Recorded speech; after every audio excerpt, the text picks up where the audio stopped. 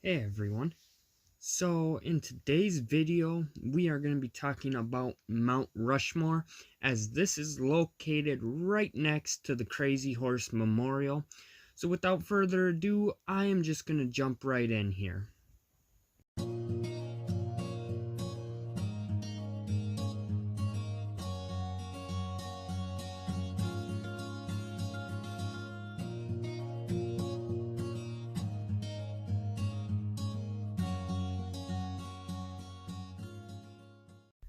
So I want to start off by saying I knew a little bit about the history of Mount Rushmore, yet I was blown away when I started digging a little bit deeper.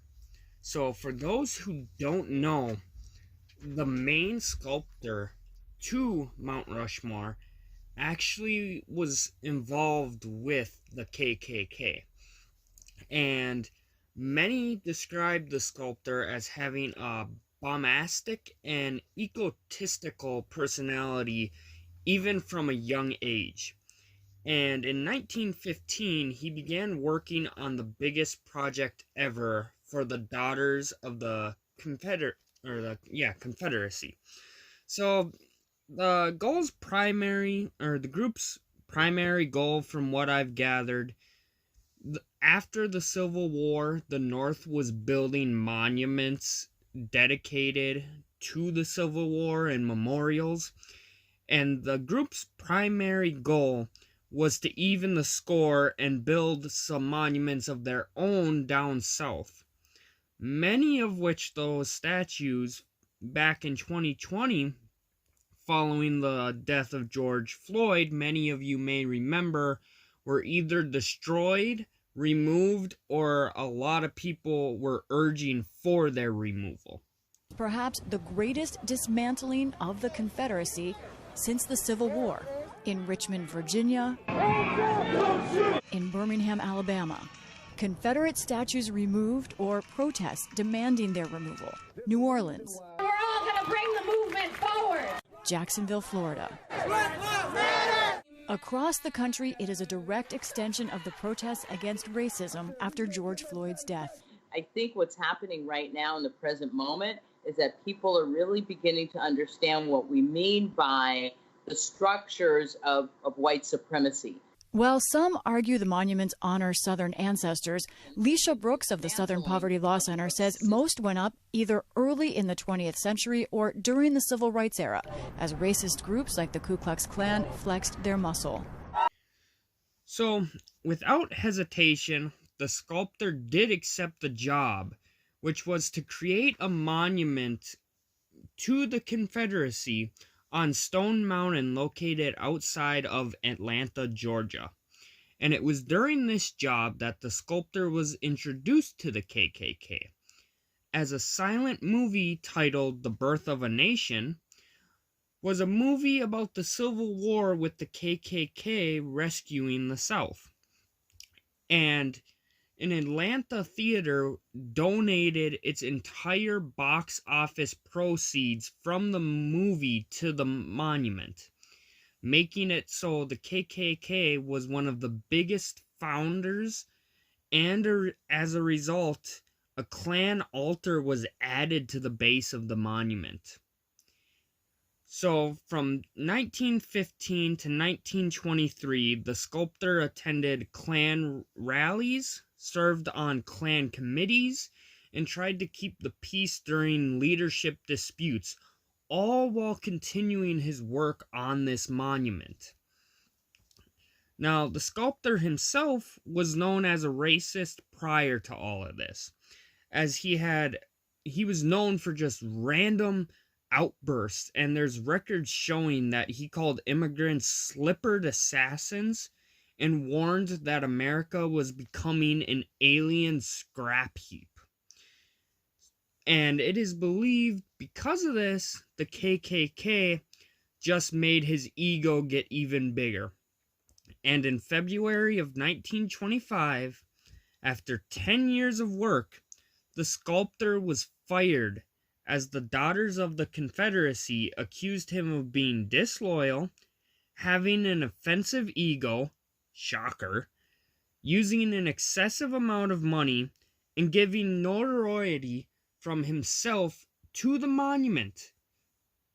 It's pretty bad when they, after 10 years of work, do not want you working on their monument anymore.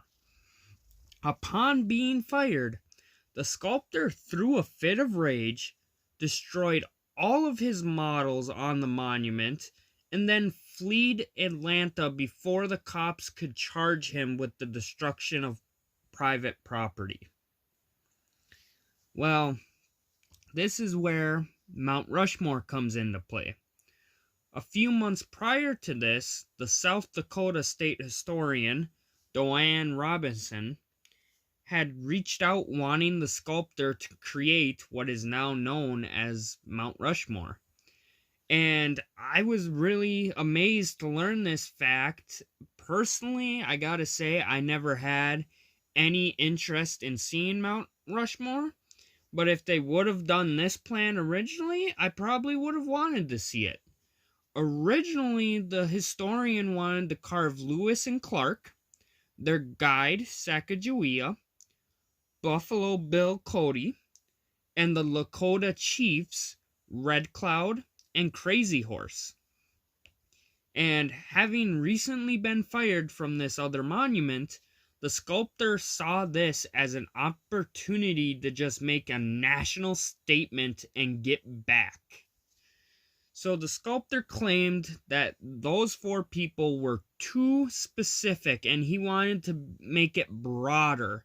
But many people believe he was simply trying to exclude the Native Americans.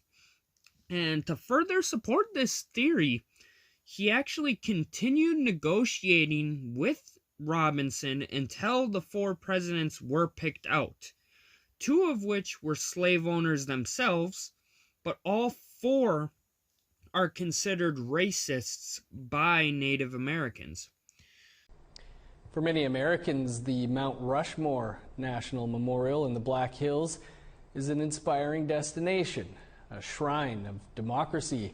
But for the Great Sioux Nation, the faces carved into the sacred land is a reminder of a country that cannot keep a promise or treaty.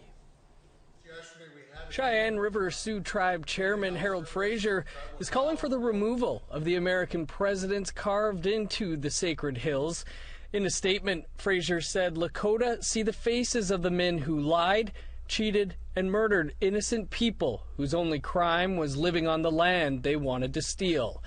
The chairman's statement comes at a time where a global discussion is underway about monuments to former leaders. It also comes just days before U.S. President Donald Trump is set to visit Mount Rushmore. And South Dakota Governor Kristi Noem had a message to those, she says, threaten America's shrine of democracy. Not on my watch. Noem says security will be in full force before and after the president leaves. Noem says the conversations underway right now about monuments are being directed by, quote, a radical movement committed to undoing our nation's history. Frazier in his statement said we are the ones who live under the stare of those who have wronged us, while others have the privilege to look away and move on. As many as 7,500 people are expected to attend the Trump event at Mount Rushmore on July 3rd. To add more insult to injury, the Black Hills, where Mount Rushmore is carved, is known as sacred land to the Native Americans, and it was stolen after gold was discovered there. In 1980, the Supreme Court agreed with this statement and ordered the federal government to compensate 8 tribes for the wrongful seizure of native land. The amount at the time was $102 million. However, the tribes refused to accept this money, as the land was never for sale to begin with, and they simply just want their land back. A position they have strongly held and maintained since the very beginning in 1877. Due to this, the Pine Ridge Reservation sits on some of the poorest counties in the country. And with the money sitting in a Federal Reserve, it's now valued at over $1.2 billion. So, from 1927 to the main sculptor's death in 1941, over 450,000 tons of granite was exploded to carve just the faces of Mount Rushmore. A few months following his death, due to the lack of funding, construction was forced to end for good as the granite is now too fragile for any additions. Originally, they wanted to include from the neck to the waist in Mount Rushmore, and they wanted to add a fifth person several times throughout the years. Some possible additions would have included Susan B. Anthony in 1937, John F. Kennedy after his assassination in 1963. They wanted to add Ronald Reagan in 1985 and tried again in 1999, and the latest one was Barack Obama back in 2008. Regardless of no additions being made, Mount Rushmore not only successfully accomplishes its main purpose of tourism with more than 2 million visitors annually, but it has also become the shrine of democracy. And I just want to take a moment here to say, although I personally had no interest in seeing Mount Rushmore, I really didn't. That was one place in the country that if I never went there, I wasn't going to cry over it. I had really no interest in it, personally. However, I knew a lot of other people love Mount Rushmore. This history, the national park does not like talking about how this monument has ties to the KKK. And I mean, that's kind of understandable. Not the greatest history. So, I just wanted to bring both awareness and I wanted to see it for myself. I wanted to get a video together for you guys and just give you my honest opinion, because as you know, I always try to just be honest in both sides, whatever. If you're a fan of Mount Rushmore, if you can't stand Mount Rushmore, I try to give you an honest look into it. And my honest opinion, I think it was $10 to park there for the day. The ticket is good for a year. This was something I personally thought was really cool because I don't know a lot of other places where you pay for a ticket, like regardless of price. I don't know of places where you pay for a ticket and that ticket is good for an entire year. So I thought that was really cool. I did have to ask a staff member after parking because I thought I misheard that. So I was really impressed with that. And then going into Mount Rushmore, I wasn't able to take a picture with the bus. I wanted to try to get the bus and then Rushmore in the background. I could not do that. But it was very easy to get in there, very easy to park. And then it's a slight walk. You don't have to go all the way, but it is a pretty cool view. I loved the view. It impressed me. Having recently gone to Crazy Horse right before going to Rushmore, I was impressed with the work both at Crazy Horse and Rushmore. It was really cool to just see that. Carvings in an actual mountain. Giant mountains that now I have driven through and hiked up. So the scale of this thing, I think it gave me a much better understanding of how big it really was. And while I was there, I got some Thomas Edison ice cream. They used the old Thomas Jefferson created an ice cream recipe, and that was really good, although it was expensive.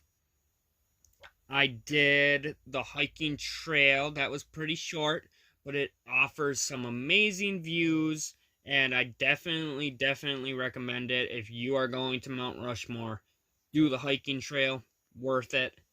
I did not get to see more of the museum part of the park, the visitor center, as when I got there, they were closing in 10-15 minutes.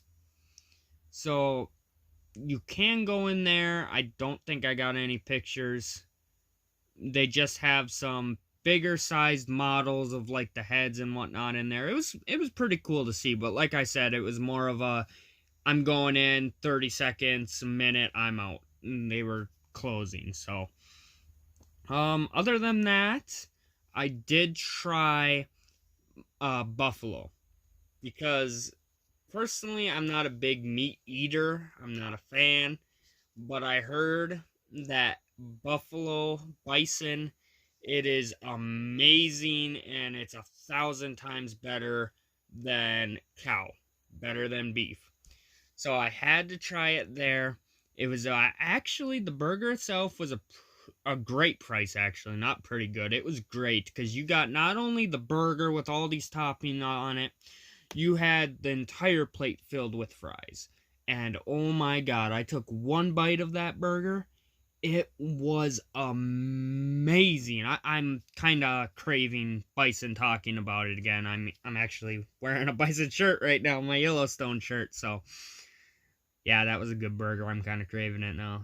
Definitely recommend getting a burger that while you're there. You could sit down inside next to a fireplace, and right out the window, right there is Mount Rushmore. So that was a really cool experience and a cheap one at that too. So I just wanted to bring you guys that video here and cue you in a little bit on the history, because like I said, I knew a little bit about it, but it has a pretty crazy history when you start digging a little deeper. And hey, can you imagine Mount Rushmore with Lewis and Clark on there? That would have been a pretty cool monument. I was trying to find a picture earlier of what, if there was any drawings of it, what it would have looked like, but there isn't. I just think that would have been a really cool monument. But so I just want to once again thank my Patreon member JM, as he does a donation every month here, and that helps me go out on these adventures and create these videos for you guys. So if you like these videos, if you want to help support me, check out my Patreon. The description is down below, as well as my other social media channels where I post updates and more photography. So make sure you guys check that all out. And until next time, take care, and I will see you all on the next adventure.